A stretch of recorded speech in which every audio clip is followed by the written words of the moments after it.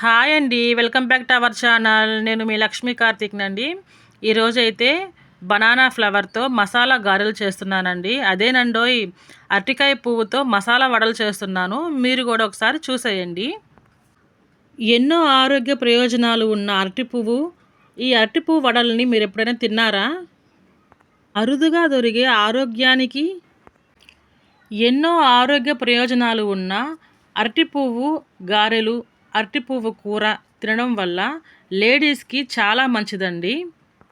కిడ్నీలో స్టోన్స్ ఉన్న వాళ్ళు నెలకొక్కసారైనా ఈ అరటికాయ పువ్వు కూర చేసుకొని తింటే హెల్త్కు చాలా మంచిదండి. అరటికాయ పువ్వుతో ఏ వంటలు చేసినా మన ఆరోగ్యానికి చాలా మంచిదండి. అరటికాయ పువ్వుతో మసాలా గారెలు చేస్తున్నాను నేను. ఈ మసాలా గారెలు క్రిస్పీగా, టేస్టీగా చాలా అంటే చాలా బాగుంటాయండి. ఎలా చేయాలో చేసే ముందు మీలో కానీ మన ఛానల్ని ఫస్ట్ టైం కానీ చూస్తున్నట్టయితే సబ్స్క్రైబ్ చేసుకోండి, లైక్ చేయండి, కామెంట్ చేయండి ప్లీజ్ అండి. చూడండి, అరటికాయ పువ్వుల్ని ఈ విధంగా వలుచుకోవాలి. చాలా అంటే చాలా ఈజీ అండి.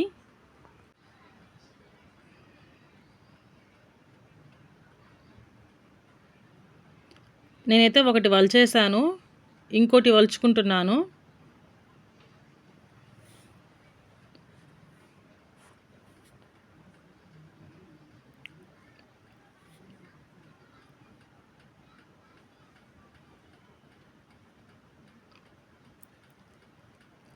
అరుదుగా ఆరోగ్యంగా దొరికే అరటి పువ్వు అండి.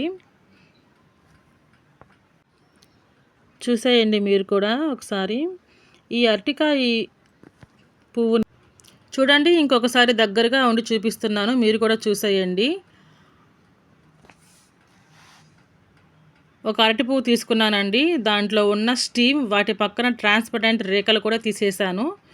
నీట్గా సన్నగా తరిగి పెట్టుకొని సాల్ట్ వాటర్లో వేసుకున్నానండి. సాల్ట్ వాటర్లో వేసుకుంటే నల్లగా అవ్వవు. తర్వాత అయితే 2 గ్లాసులు శనగపప్పు తీసుకున్నాను.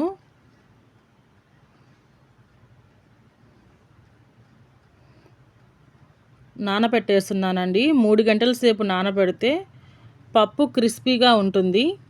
మసాలా వడికి టేస్ట్గా చాలా బాగుంటుందండి. 2-3 సార్లు వాష్ చేసి పెట్టేసుకుంటున్నాను.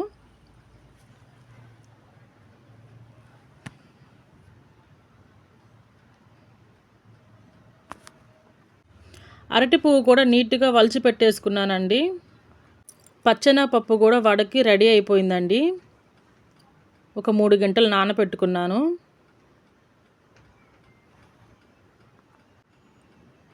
పప్పు అయితే మిక్సీకి వేసేసుకున్నాను. అరటికాయ పువ్వు అండి, దాంట్లో వేసేసాను. తెల్లగడ్డలు, అల్లం, సోంపు, జీలకర్ర, పచ్చిమిర్చి, పసుపు, ఉప్పు, అరటి పువ్వు, ఆనియన్ వేసేసుకున్నామండి. ఈ మసాలా వడలు గోల్డెన్ బ్రౌన్ కలర్గా రావాలండి. అలా వస్తేనే మనకి మసాలా వడలు టేస్టీగా, క్రిస్పీగా ఉంటుంది. అంతే అండి, హెల్త్ అండ్ హెల్దీ అరటి పువ్వు వడలు రెడీ అయిపోయాయండి. థ్యాంక్ యూ అండి. ఇంకొక వీడియోతో మళ్ళీ మీ ముందు ఉంటాను. Bye bye.